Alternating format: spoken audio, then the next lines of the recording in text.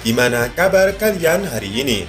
Semoga sehat selalu dan dimudahkan segala urusannya. Pada kali ini Mimin Tampan mau ngebahas film yang berjudul Hindsight Night tahun 2011. Oke lah, tanpa berlama-lama lagi, mari kita masuk ke filmnya. Semongko. Film dibuka dengan memperlihatkan sebuah adegan menegangkan di mana seorang sniper cantik bernama Segin sedang menembak bos mafia.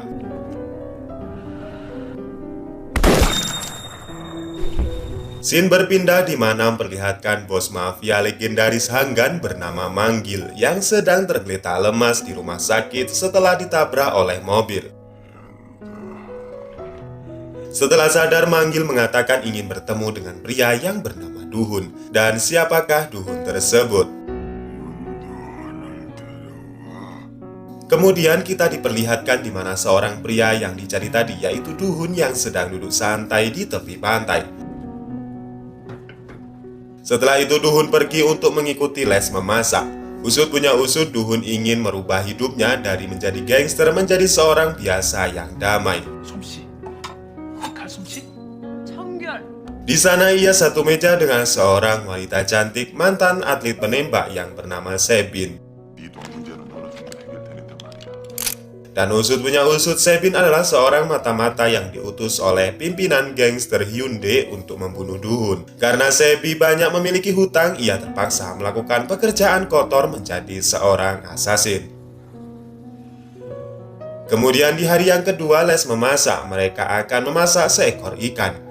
Duhun yang tak pernah memasak ikan pun terlihat salah dalam memotong sirip ikan. Dan kemudian Sebin yang mengetahuinya pun memberikan arahan tentang cara memasak yang benar. Setelah pulang les, Duhun mendatangi teman sewaktu di gangsternya. Di sana ia bertemu dengan Eigu dan Baek yang memamerkan hasil dari lesnya dengan menyuguhkan mereka makanan. Keesokan paginya, Duhun melihat sebuah pisau di mejanya yang telah diberikan Baek waktu itu. Namun Duhun tidak menyadari bahwa di sana juga terdapat surat wasiat dari bosnya Manggil. Surat tersebut tertulis Duhun adalah orang yang dipilih untuk meneruskan geng Hanggan selanjutnya. Hari ketiga les memasak, Duhun nampak memperhatikan Sebin dari balik rambutnya. Dan ketika guru les menilai masakan mereka, nampak masakan Sebin sangat enak dan sebaliknya masakan Duhun terasa sangat mengecewakan. Setelah pulang les, Sebin mengajak Duhun untuk pulang bersamanya. Namun terlihat Duhun masih ragu dan menolak tawaran Sebin saat itu. Ia memilih pergi kembali ke pantai untuk memikirkan tawaran bosnya tersebut. Tanpa sepengetahuan Sebin nampak memata-matai Duhun dari kejauhan dengan kameranya. Sepulang dari pantai, Duhun ditelepon sahabat sewaktu di gangster dan mengatakan bahwa bosnya Manggil sudah tiada karena kritis di rumah sakit setelah ditabrak oleh mobil. Duhun hanya diam mendengarnya dan ia juga tidak menghadiri pemakaman bosnya dan memilih menenangkan diri di pantai.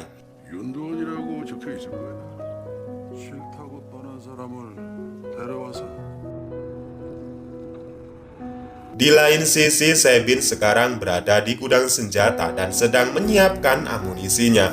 Namun salah satu pelurunya ia mengisi dengan garam dapur dan bukannya timah.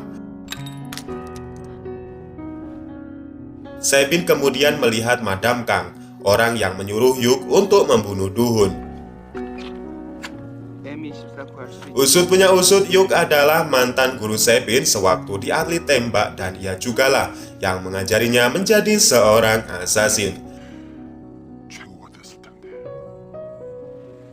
Saat di rumah Sebin yang lagi santuy dengan temannya, didatangi pria dari geng Hyundai untuk menagih hutang-hutangnya. Dan ia hanya diam saja karena memang ia belum memiliki uang untuk membayarnya.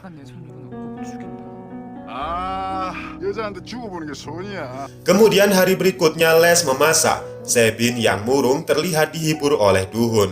Saat memasak, Sebin yang masih galau tak sengaja menyenggol pisau. Dan kemudian inilah yang terjadi.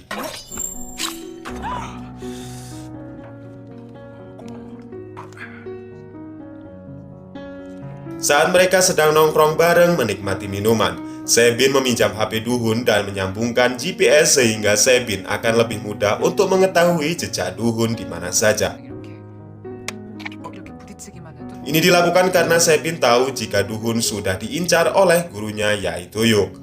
Kemudian di malam harinya, Sebin kembali diperintahkan untuk membunuh Duhun. Namun ia yang diam-diam menyukai Duhun jelas saja mengabaikan perintah tersebut. 내가 팍팍 밀어줄게. 덕분에 나도 좀 크고. Keesokan harinya, Sebin dan Duhun kembali bertemu di les memasak. Di sana, Sebin mengatakan bahwa ia akan keluar dari les memasak dan ia akan pergi ke kota Seoul. Duhun yang tak mau ditinggalkan Sebin pun rela mengejarnya dengan menggunakan sebuah taksi dan mengajaknya makan malam untuk kali terakhir. 건강하게 잘 살아. Setelah selesai, Sebin pun pergi, namun tak berselang lama ia datang kembali karena sebuah mobil kencang mengarah ke Duhun dan kemudian menabraknya. Setelah diperiksa, pengemudi mobil tersebut adalah teman Sebin yang bernama Enjun, dan di sana Duhun pun pulang dengan menggunakan sebuah taksi. Terungkap bahwa di sana Enjun bermaksud untuk membantu Sebin segera membunuh Duhun. Karena ia kasihan jika Sebin tak bisa juga membunuh Duhun, maka ia juga tidak bisa melunasi hutang-hutangnya. Di dalam apartemen, Duhun dibantu temannya Egu mengobati luka-lukanya. Egu juga mengatakan bahwa selain pisau, ia juga memberikan surat wasiat dari bosnya kala itu. Duhun mengatakan ia tidak tahu surat tersebut dan belum sempat membacanya. Dan akhirnya ia memutuskan untuk bertemu para gangster Hanggan untuk makan malam. 웃긴 게 뭔데 Di dalam restoran, Duhun diberitahu rekan-rekannya bahwa Duhunlah yang akan diangkat menjadi bos Hanggan setelah kematian manggil bos mereka. Namun karena Duhun sudah keluar dari Hanggan, maka yang berhak menggantikannya adalah Baek, teman dari Duhun. 아니야. 그리고 지금 한강파 보수는 Duhun yang mendengarnya tidak masalah dengan hal itu, karena yang ia pentingkan adalah menangkap orang yang telah menabrak bosnya hingga tewas. Keesokan harinya terlihat mobil yang dikendarai Enjun malam itu diangkat dari laut. Namun di dalamnya tidak nampak Enjun di sana. Tentunya hal tersebut membuat Sebin khawatir dengan temannya tersebut.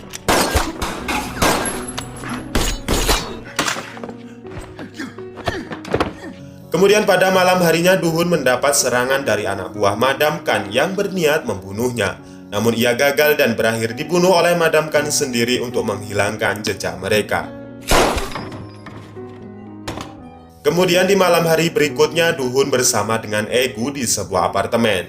Di sana HP Duhun berdering yang ternyata sebuah foto masuk dari pesan singkat.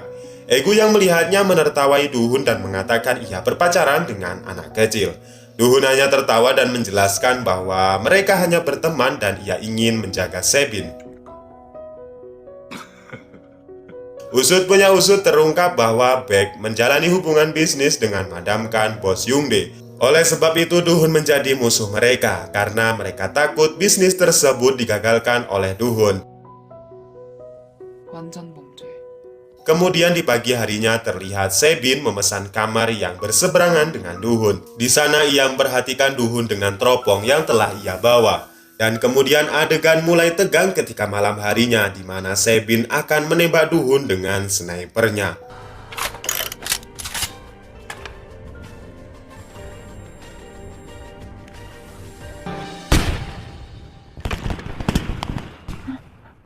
Kembang api tersebut membuat konsentrasi Sebin buyar. Selain itu, Duhun yang melihat kembang api merasa merindukan sosok Sebin dan kemudian menelponnya. Jelas saja panggilan tersebut diabaikan oleh Sebin yang berada di seberang sana. Tak lama setelahnya Duhun memutuskan pergi ke restoran untuk makan malam. Sebin yang mengetahui Duhun pergi, ia ikuti dan setelah sampai di restoran mereka berdua pun saling curhat satu sama lainnya. Hingga terlihat keduanya sangat mabuk berat.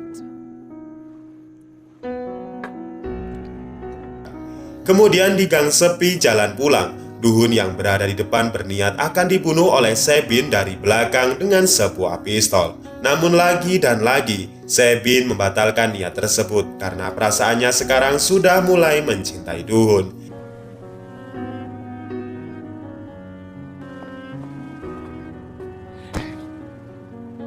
Setelah Duhun sampai di kamarnya, ia mendapat panggilan dari Sebin yang ternyata ia tergeletak lemas di pinggir jalan. Duhun pun dengan sigap membawa ke kamarnya dan kemudian ia merawat Sebin. Ketika menggantikan baju Sebin, Duhun nampak curiga dengan sejumlah luka di tubuh Sebin. Dan mulai detik itu juga Duhun akan lebih waspada dengan Sebin. Kemudian Egu yang datang di rumah lama Sebin melihat foto Sebin bersama dengan gurunya. Dengan segera Egu mengirimkan foto itu ke Duhun. Di lain sisi, Duhun yang penasaran bertanya kepada Sebin mengapa ia bisa tahu keberadaannya. Sebin kemudian menjawab bahwa sebelumnya ia telah memasang aplikasi GPS di HP mereka. Keesokan harinya, Sebin yang sekarang tinggal bersama dengan Duhun membuatkan sarapan untuknya. 거기 얼쩡거리지 말고 보고 있어. 넌 저기서 쇠 말지, 쇠를 Sebin terus didesak untuk segera membunuh Duhun. Namun bukannya ia melaksanakan, Sebin justru mengajak Duhun untuk berkencan dan menikmati malam bersama dengannya. 미안하지. 참, 소녀시대!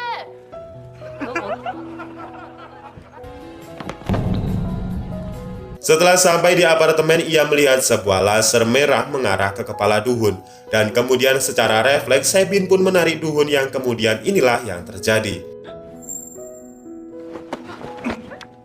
Setelah kejadian itu, ia pun menutup tirai jendela Duhun.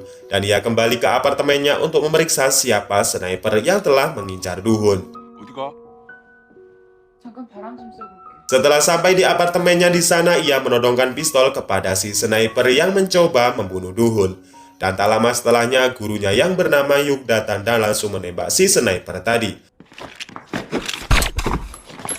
Ia menyuruh Sebin agar segera membunuh Duhun saat itu. Namun lagi dan lagi hatinya yang sekarang telah dalam mencintai Duhun tak kuasa melakukan hal tersebut. Sementara itu di apartemen Duhun, terlihat orang-orang suruhan Baek datang untuk membunuh Duhun dan kemudian inilah aksinya.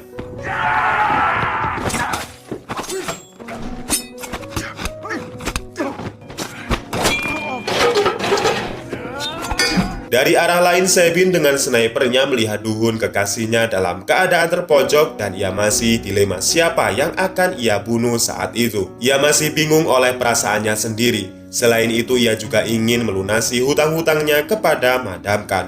Dan kemudian inilah yang ditembak oleh Sebin.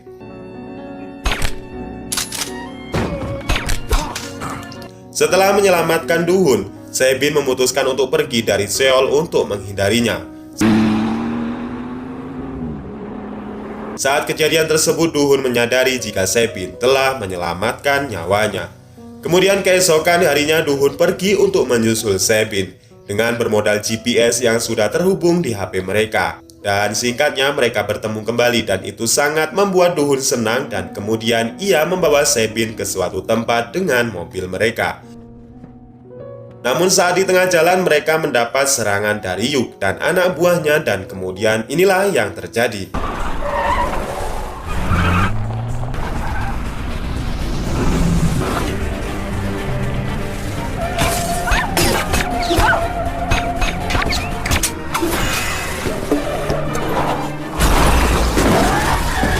Kemudian Duhun dan Sebin yang sudah berhasil lolos tak tahu apa rencana mereka selanjutnya. Namun Sebin bertekad untuk mencari sahabatnya Enjun dan kemudian Duhun telah siap berkorban untuk melindungi Sebin. Tanpa disangka, Yuk menelpon Sebin dan mengatakan bahwa Enjun berada di tangannya. Dan jika ingin selamat maka Sebin harus membunuh Duhun. Dan kemudian Sebin pun menyetujuinya. 여긴 넓어서 좋네. Di tengah persawahan, Sebin menodongkan senjata kepada Duhun. Mereka sudah dipantau oleh Yuk dengan snipernya. Jika Sebin tidak menembak maka ialah yang akan ditembak. Dan kemudian inilah yang Sebin lakukan.